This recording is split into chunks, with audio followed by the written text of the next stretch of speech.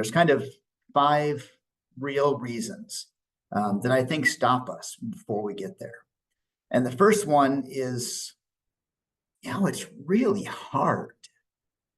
It's unfair that life is so hard and it's hard to reach these goals and hard to get to that finish line. When I was in high school, I was a long distance runner.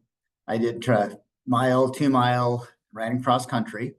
And we kind of made fun of the football players. No offense if you're a football player out there, but they would have their huddle and up, and they'd shout out some numbers and they'd do all these things that I didn't quite understand.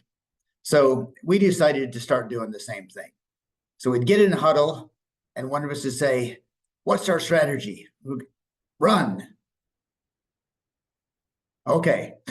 Run fast, run far. All right, let's go. And we'd go out, and some of them ran better than me. But it was simple. All we had to do was run. If you have in cross country, you're in the mile, the 2 mile, even if you're doing the 50 yards or 50 meter, they still call it a dash, the 50-meter race. All you have to do is run. You just run, and when you get to the end, you stop. At its core, that's persistence. You just have to do it. There's an old joke of a woman on her 100th birthday was interviewed, and the reporter said, "Well, what's your secret to living a long life?" "Well, don't die." That's all there is. I wish that was all there is. Persistence gets so much deeper, though. There's so much more that's required to be able to really be persistent, to continue on to that end. And it's not an easy thing to do because there's so many things that stop us from what we want, that stop us from that goal before we really reach that finish line. And there's a few of those that I want to kind of go over, and there's kind of five real reasons that I think stop us before we get there. And the first one is, it's really hard. It's unfair that life is so hard and it's hard to reach these goals and hard to get to that finish line. But it's so easy to say, it's easy to say it's hard. I didn't mean that to come out that way, but it's easy to give up because when we're planning something, hey, how hard can a marathon be? You just put one foot in front of the other and keep going. And pretty soon you find out it's hard. How hard can it be to start a business? How hard can it be to train a puppy? They're all hard. Anything that we're working at, any goals we're going for are going to be very hard. I remember just a simple example. I was on a camping trip with my son and some friends a few years ago, and there was this quite steep hill close by. And I'm not in the same shape I was back when I was in high school running. So a few people had gone up the top, and I said, "Oh, that seems like a nice hill to climb." So I got about halfway up, and it was hot out. It was actually really hot out. I was tired. I was sweating. I was thirsty. I thought, this is kind of hard. I don't think I really need to go to the top. So I turned around and I started heading back down. Then I met up a couple other friends who were on their way up, and I felt guilty and wimpy to say no. So they convinced me. We walked up to the top, and it was a beautiful view. It was worth that once I got up there. But it was hard, and I wanted to give up. I actually did give up until it turned around because it was hard. So the first thing that stops persistence is simply things are hard. And we have to realize that it's going to be hard, and we have to live with that and just move on. I'm going to say the second one that makes us stop is the unknown outcome. Now, that was part of that same thing, climbing that hill for me. I didn't know what the outcome was going to be. I thought it'd probably be a nice view. I didn't know how nice it would be.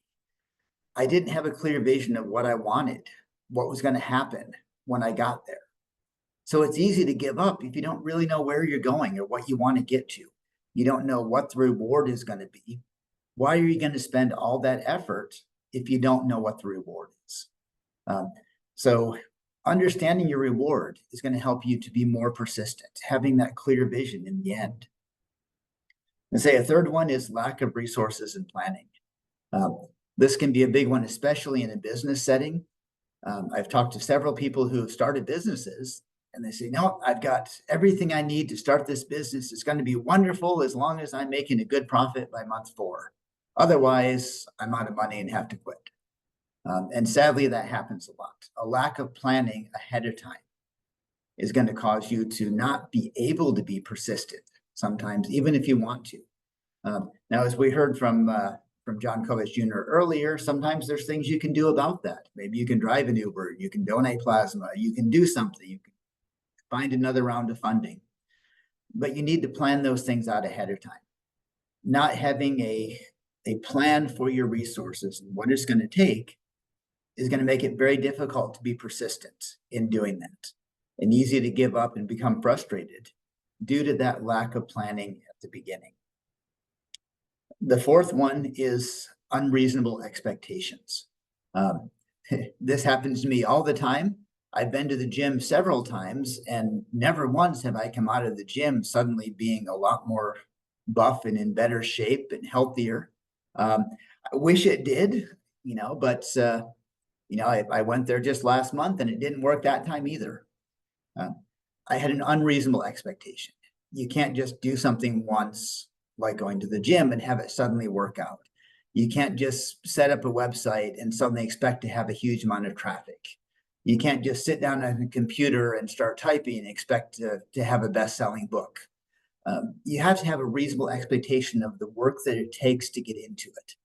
The time, the money, the resources, the education, the planning, the practice, all of these things have to go in before you're going to reach that real goal. Persistence is not just always putting one foot in front of the other, but it's putting one foot in front of the other on multiple different fronts, on the planning, the practice, the resources, the goal setting, all of this. You have to be persistent in every aspect of what you're doing. And the 6th one, I'm going to say, is truly the root of why we are not persistent in achieving our goals in the things that we want to do. And it's the very first thing that Napoleon Hill talks about in Think and Grow Rich. His first step in the steps of riches is desire. If you don't have a real desire to do it, you're not going to. You can say, oh, yeah, I'll give it a try, see what happens. We do that with things that are unimportant. But if we really have a goal we're set, something we want to do, but we haven't built that desire in ourselves, we just don't put the effort. We don't look for the resources. We don't look for ways to overcome obstacles. So I think the biggest one is we need to have a true burning desire. We need to build in our hearts such a huge raging fire of desire that we have no choice but to move forward. We have to do it. Giving up is not an option. Nothing else matters but moving forward and reaching that goal that we have set. That desire so much that we cannot choose anything else. We must move forward. And that's something that we can cultivate in ourselves through our mindset, through our study, through our goal setting, through our affirmations, to continually build that desire so strong that persistence is the only thing we can do until we achieve it. So I want to close with that if you're having trouble meeting your goals, you're struggling, you're finding yourself giving up, go back to what is your real desire, because desire is what is going to move us forward. Desire is what is going to allow us to be persistent. Desire is that fire, that fuel that makes everything else possible, especially in persistence.